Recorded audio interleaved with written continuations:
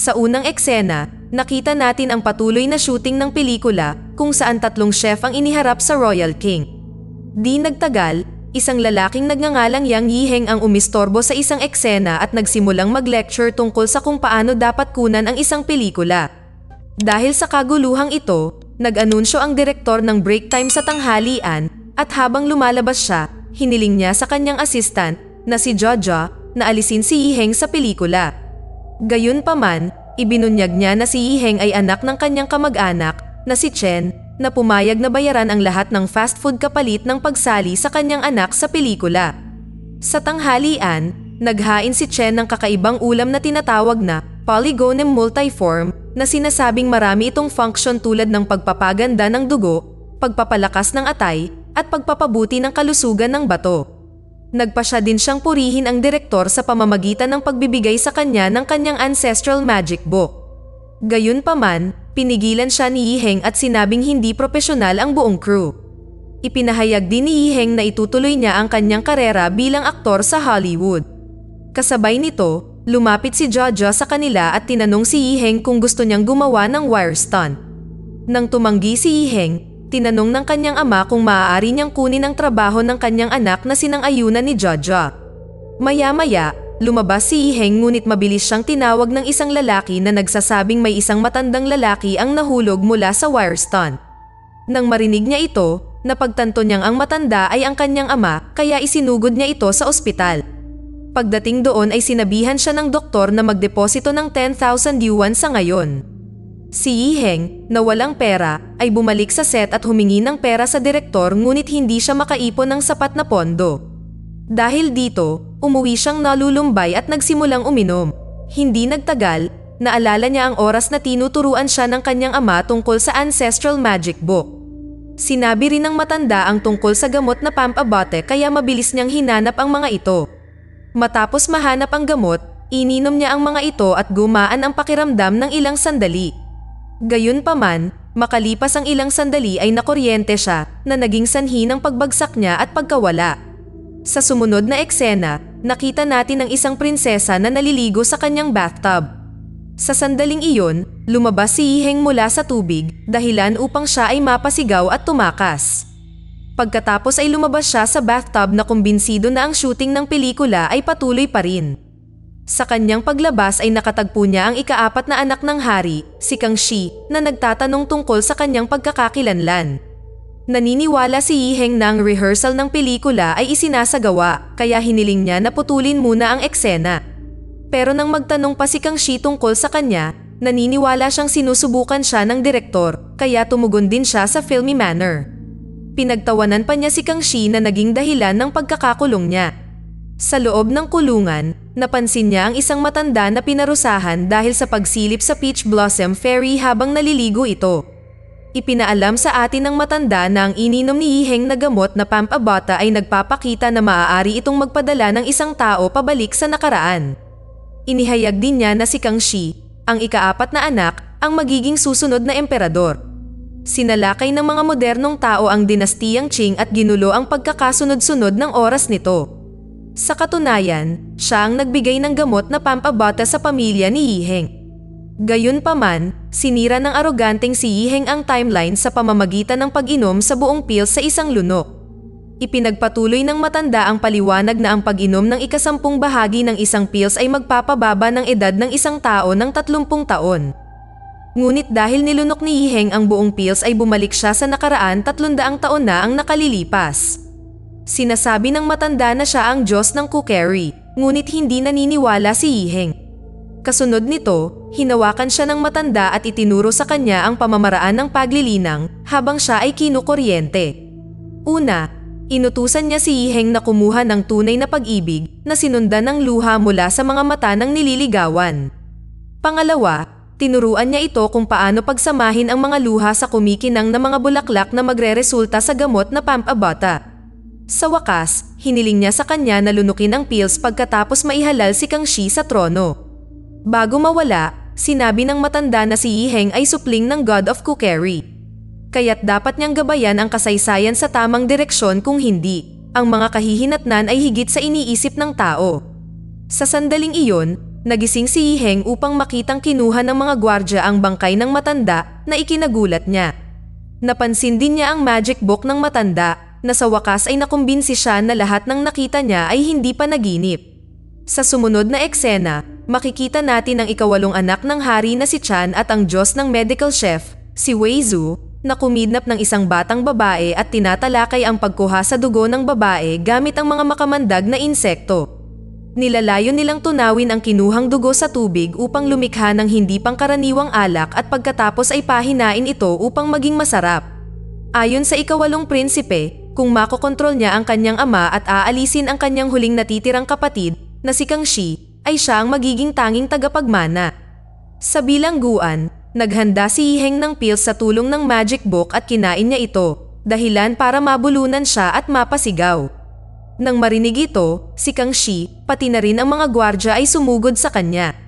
Di nagtagal, ang pills ay nagsimulang magpakita ng epekto nito na nagpalakas kay Yiheng. Pagkatapos ay dahan-dahan siyang tumungo kay Kangxi na tinatakot niya. Sa kasamaang palad, bumagsak siya bago makarating kay Kangxi dahil mukhang mali ang mga materyales sa kanyang ginawa. Pagkaraan ng ilang oras, nagising si Yiheng at natagpuan ang kanyang sarili sa isang malaking mansyon. Si Kangxi ay nag-alok sa kanya ng mansyon kapalit ng impormasyon tungkol sa kanyang tunay na pagkatao. Inihayag ni Yiheng na siya ay mula sa hinaharap at nagpanggap bilang Zuo Singsing, ang pangalan ng isang sikat na aktor mula sa kanyang henerasyon. Si Kangxi ay nagtanong kung paano siya naging malakas kanina na sinagot ni Yehang na dahil iyon sa magic book. Gayunpaman, nilinaw din niya na siya lang ang makakapaghanda ng lutuin dahil siya ang tagapagmana ng God of Cookery. Matapos itong malaman, idineklara ni Kangxi si Yiheng bilang medical chef ng kaharian. Isang araw, naghandog si Yiheng ng sabaw na mukha ng tao, binubuo ng luha ng dalaga, sa hari na kanina pa masama ang pakiramdam. Habang tinitikman ng hari ang sopas, mukhang nag-aalala si Wei Zhu na maagaw ang kanyang posisyon bilang God of Medical Chef. Dahil dito, ginamit niya ang kanyang kapangyarihan upang lasunin ang hari. Ginamit ni Yiheng ang kanyang kapangyarihan upang kontrahin ang pag-atake ni Wei Zhu at nagawa niyang talunin siya. Samantala, pagkatapos ubusin ang sopas, ang hari ay naging mas refreshed na labis na humanga sa kanya kaya idineklara niyang si Yiheng na ang Diyos ng mga medical chef. Nang marinig ito, maging ang prinsesa ay nagsimulang pumalakpak. Di nagtagal, lahat ng tao sa kaharian kabilang ang hari at ang prinsesa ay humanga sa husay ni Yiheng at nagsimulang magkagusto sa kanya.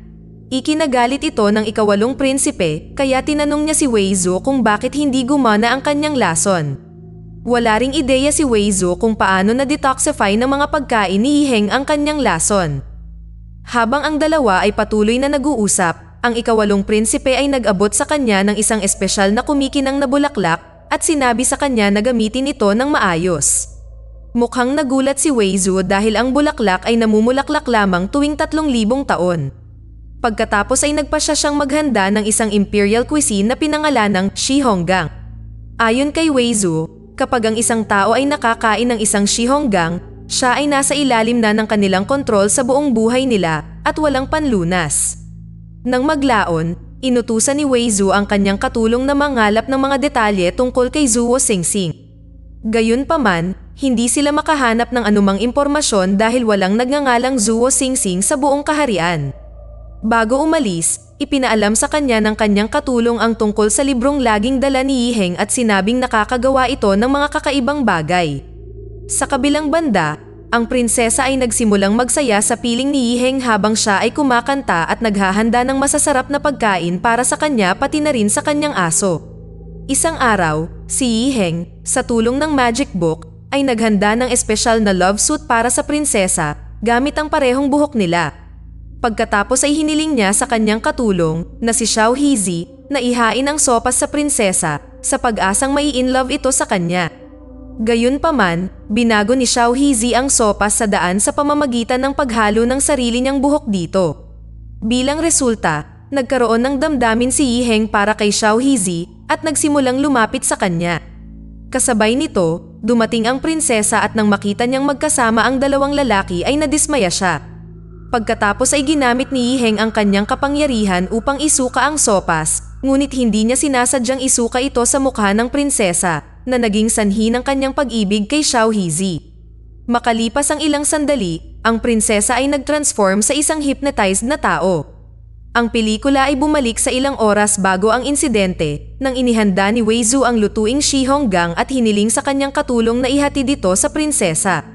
Ngunit bago makarating sa prinsesa, natikman ito ng kaunti ni Xiao Hizi, dahilan para ma-hypnotize siya. Ito ang dahilan kung bakit pinalitan niya ang sopas ni Yiheng. Sa kasalukuyan, kinokontrol ni Wei Zhu ang katawan ng prinsesa at hinihingi ang magic book ni Yiheng.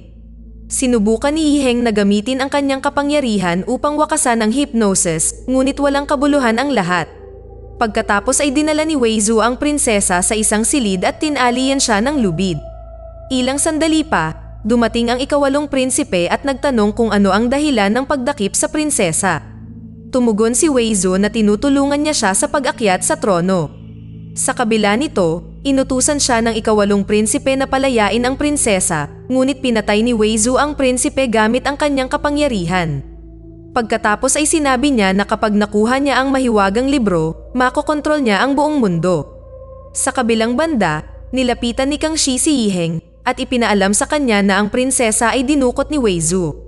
Pagkatapos ay tinanong ni Yiheng si Kang Shi na hanapin ang lugar ni Wei Zhu kasama ang kanyang mga tauhan. Pagkasabi nito, umalis siya upang iligtas ang prinsesa, kasama si Xiao Hizi at isa sa mga katulong ng prinsesa na nagngangalang Yuhua. Pagdating doon, sina Yiheng at Xiao Hizi ay lumaban kay Wei Zhu habang inililigtas ni Yuhua ang prinsesa. Bago umalis, pinulot ng prinsesa ang isang kumikinang na bulaklak mula sa mesa. Sa sandaling iyon, ginamit ni Wei Zhu ang kanyang kapangyarihan para patayin si Yiheng, ngunit pumasok si Yuhua at isinakripisyo ang sarili. Ngunit bago pa magkaroon ng anumang pinsala, dumating si Kang Shi kasama ang kanyang mga tauhan at tinamaan ng palaso si Wei Zhu at agad siyang namatay. Makalipas ang ilang saglit, dumating ang isang gwardya dala ang balita ng pagkamatay ng hari. Nagtataka si Yiheng kung paano siya namatay pagkatapos niyang uminom ng mga gamot na inireseta niya. Inakusahan ni Kang Shi si Yiheng na nagbigay ng makamandag na gamot sa hari at inutusan ang mga gwardya na arestuhin siya.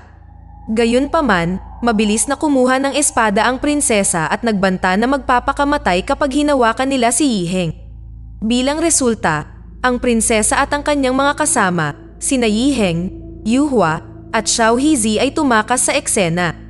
Inutusan ni Kang Shi ang kanyang mga tauhan na hulihin sila at patayin ang prinsesa kung tumanggi itong makipagtulungan. Habang naghahabulan, pinaputukan sila ng mga gwardya ng crossbow at 2 palaso ang tumagos sa katawan ng prinsesa. Pagkaraan ng ilang sandali, nakarating silang lahat sa isang ligtas na lugar, ngunit ang prinsesa at si Yuhua ay wala na. Ito ay nagpaiyak kay Yiheng ng malakas sa kawalan ng pag-asa. Biglang sumulpot ang kumikinang na bulaklak at ang patak ng luha ng prinsesa ay nagsama upang bumuo ng isang gamot na pampabata. Kasabay nito, lumitaw ang God of Cookery at iminungkahi niya kay Yiheng na ubusin ang pills na magdadala sa kanya pabalik sa orihinal na mundo. Gayunpaman, kung gagamitin niya ang pills upang iligtas ang buhay ng babae ay hindi na siya makakabalik sa kanyang mundo. Nag-isip sandali si Yiheng at sa huli ay nagpasya na iligtas ang buhay ng dalaga. Pagkatapos ay ibinato niya ang pills sa kanila dahilan para matumbe siya. Ang God of Cookery ay tila humanga kay Yiheng at itinuturing siyang isang kwalipikadong tagapagmana, kaya ipinadala niya siya sa kanyang mundo. Pagkatapos ng lahat ng ito, nagising si Yiheng at nalaman na ang shooting ng pelikula ay isinasagawa. Natuklasan din niya na ang kanyang ama ay buhay pa at nagmamadaling yakapin siya na lumikha ng isang emosyonal na sandali sa pagitan ng dalawa.